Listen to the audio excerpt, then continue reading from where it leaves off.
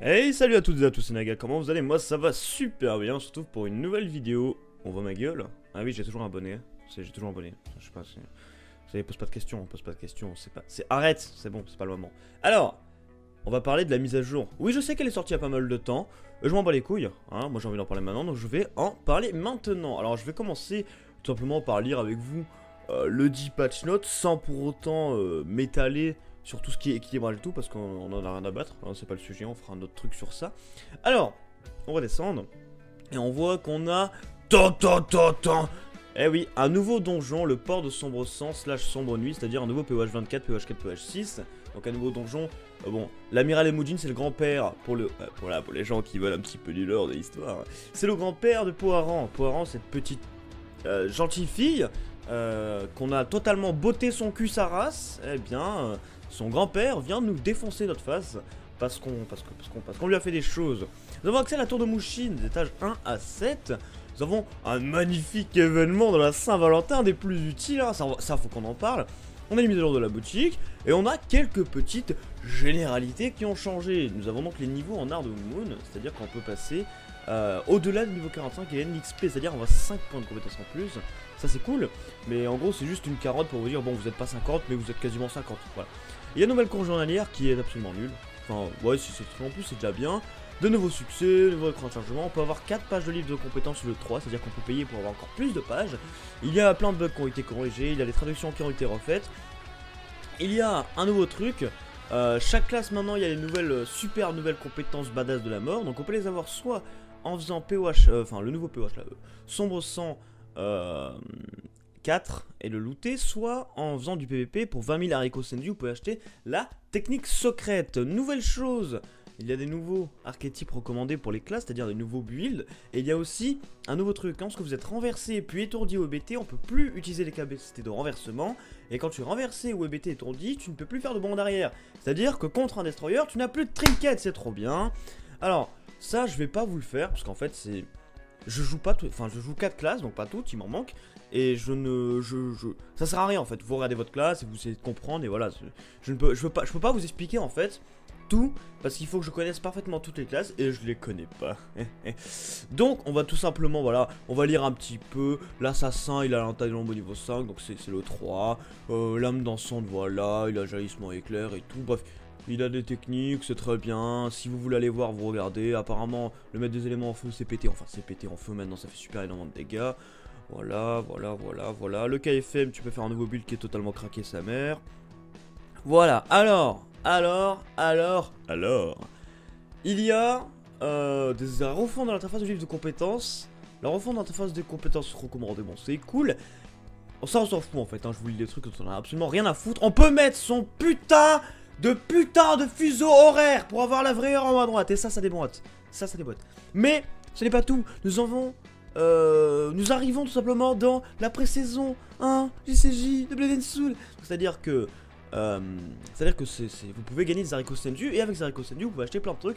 Je ferai une vidéo sur ça, bien sûr, le petit teasing, voilà, toujours plus de vidéos en objet. Nous avons les armes, on enchaîne, hein, faut pas non plus que la vidéo se fasse 40 minutes. On a les armes du maraudeur réveillé déchaîné qui sont désormais disponibles avec des bonus de courrier commentés. Les armes du maraudeur réveillé déchaîné permettent désormais de recevoir l'excès 100% de concentration du niveau, hein. J'en ai parlé comme ça. Les armes de sirène éveillée sont des armes aussi de restaurer 100% de la concentration contre 70 auparavant. Les armes de sirène éveillée et supérieure augmentent désormais les dégâts des compétences.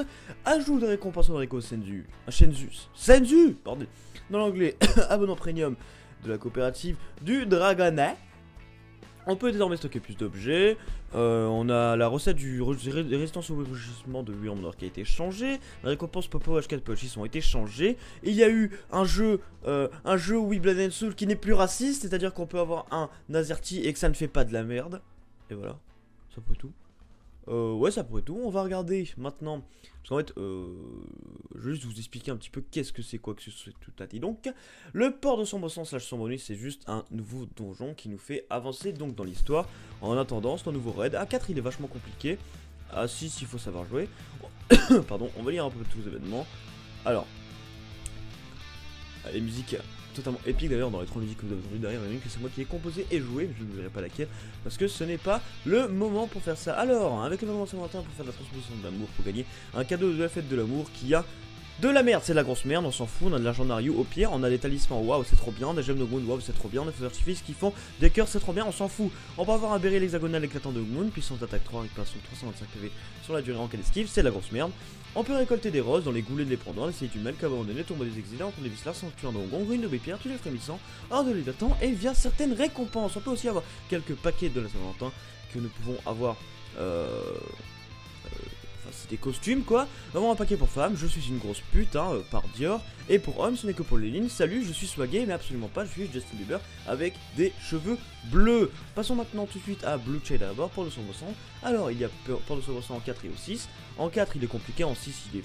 ça va. En 24 il est totalement facile. Alors pour faire ça il faut invitation de Poiran, raid dans la horde de l'évator, c'est-à-dire a fait une fois le POH 24 pardon, et le sprint vertical, voilà. Qu'est-ce qu'on peut avoir dedans? On peut avoir des investisseurs de maraudeurs, des baguettes de 100%, le matchis de Daimojin, les tenues de Veuve Cobalt, de Veuve Granda, et les tenues Daimojin, les boss. Alors voilà, il y a ce boss là, il fait mettre de l'acide partout, la gravité c'est le bordel, il faut juste péter les œufs, et c'est bien, je ferai une vidéo, bien sûr, plus en profondeur sur la chose. Lui, s'il chope ces trucs, c'est mort, enfin il fait des AOE de mort. Elles sont trop chiantes, il faut juste les taper en même temps, en fait les faire tuer mourir en même temps, sinon ça fait de la merde. Et lui il s'en fout, lui il tape partout, voilà, il fait n'importe quoi, il tape partout. Passons tout de suite maintenant à la tour de Mushin. La tour de Mushin, c'est une tour où il y a 7 étages, dans ces 7 étages il y a, attendez, en fait c'est un peu mal foutu. Il y a 7 étages, dans 7 étages il y a des ennemis différents. Alors, ouais, ça va apparaître ici, non, ça veut pas, c'est pas par là. Bon, alors, premier étage, en gros, vous pouvez choisir les ennemis, entre gros guillemets, c'est-à-dire que il y a des... En fait, vous avez un choix entre 6 ennemis, un archer, un mage, etc., etc. Vous pouvez choisir. Deuxième étage, vous tapez le Deva, je crois que c'est un Deva. C'est juste un truc où il faut éviter ses attaques. Troisième étage, vous tapez plein de gens. C'est plein de gens, là, c'est genre, il faut juste bourriner sa mère. Ah, voilà. Donc, troisième étage, il y a plein de gens qu'il faut taper, donc le grand Otaku quand on trouve. Quatrième étage, on choisit quelqu'un qu'on avait avant et on tape le Jiangshi Tracker Pal. Puis cinquième étage, nous arrivons contre le Logarit géant. Alors lui, il est juste tanky sa mère, c'est tout trop chiant. Sixième étage, nous avons la roue de la mort. Vous pouvez tomber contre un cochon méchant ou contre Dokumo. Et je suis toujours tombé sur Dokumo. Et septième étage, on a Rugando, le plus grand pays de l'Empire. Et nous attend pour mettre notre talent à rude épreuve. Rugando. En fait, c'est juste le mec qu'on voit dans toute l'histoire. Et voilà, hein, c'est marrant. On peut acheter des nouveaux bagua. Ce sont les bagua actuellement les plus forts qui sont dans la tour de Mushin. Et ils sont vachement bien. Oui. Alors, passons maintenant à l'événement de la Saint-Valentin, mais du côté de la boutique d'Hongmu. Nous avons des nouveaux costumes, l'oiseau écarlate, des nouveaux objets pour familier, un nouveau modèle d'arme d'illusion chocolatée. Nous avons... Elle est dégueulasse, cette dague. Pardon. Et nous avons des offres à durée limitée. Alors les articles suivants sont retirés de la boutique le 12 février, c'est passé, c'est trop tard. Mais voilà, RIP ces items totalement dégueulasses. Et RIP cette tenue totalement dégueulasse. Et nous avons des nouveaux items. Nous avons salut, je suis une grosse pute. Et salut, c'est moche. Salut, je sais pas quoi dire. Là c'est salut, j'ai trop joué à Devil May Cry quoi.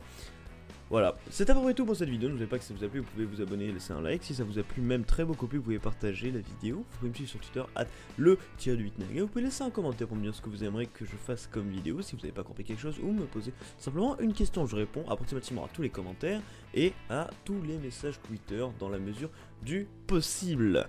Alors la question, pourquoi j'ai toujours un bonnet? Parce que j'aime le bonnet. Allez, ciao.